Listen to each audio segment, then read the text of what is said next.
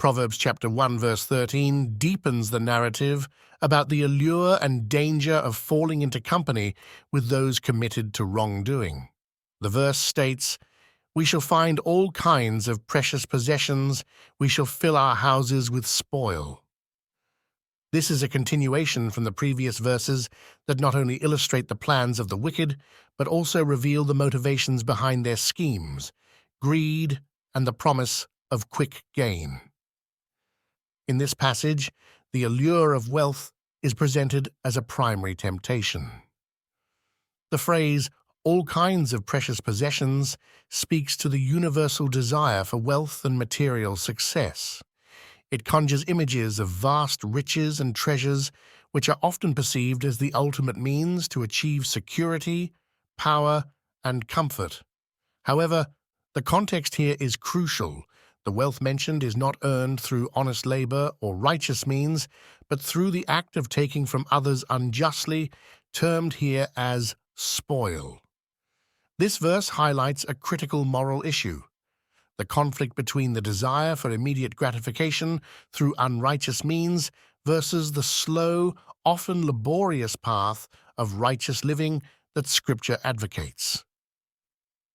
The wicked promise quick rewards and substantial returns on immoral investments, seducing the naive and those susceptible to temptation. This temptation is potent because it plays on fundamental human desires and needs, but it is fundamentally corrupt because it seeks gain at the expense of others' well-being. The language of "fill our houses with spoil" suggests not just occasional theft or minor dishonesty, but a lifestyle centered around the accumulation of wealth through oppressive or violent means. It portrays a home not built on the foundations of stability and peace, but one filled with goods acquired through force or deceit. This depiction serves as a stark warning against building one's life on unrighteous wealth, highlighting the spiritual and moral bankruptcy that accompanies such choices. From a broader perspective, this verse also comments on the social consequences of such behavior. By focusing on the communal aspect of this conduct, it underscores the collective impact of unrighteous actions. Such actions do not merely affect the individual wrongdoer, but have ripple effects throughout the community, eroding trust, fostering conflict, and destabilizing societal norms. The narrative pushes the reader to consider not only the personal consequences of sin, but also its broader social ramifications. Moreover, the verse serves as a reminder of the fleeting nature of ill-gotten gains. Scripture is replete with warnings that wealth accumulated unjustly will not last and will ultimately lead to greater loss, spiritual, moral, and often material. The temporary satisfaction that may come from such spoils pales in comparison to the lasting peace and stability that come from living a life aligned with divine principles.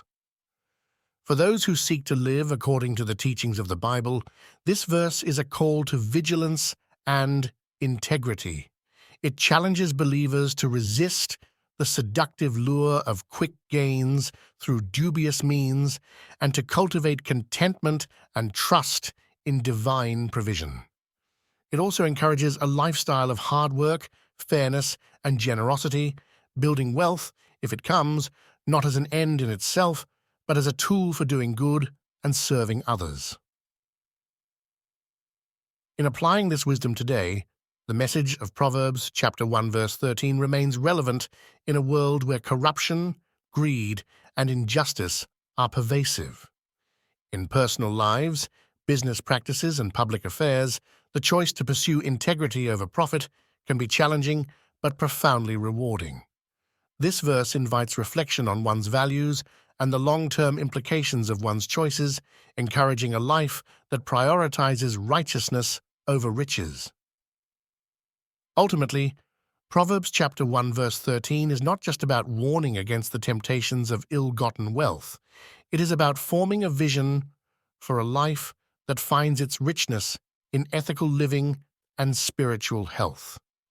Such a life ensures that one's house is filled not with the spoils of injustice, but with the treasures of wisdom, peace, and genuine prosperity.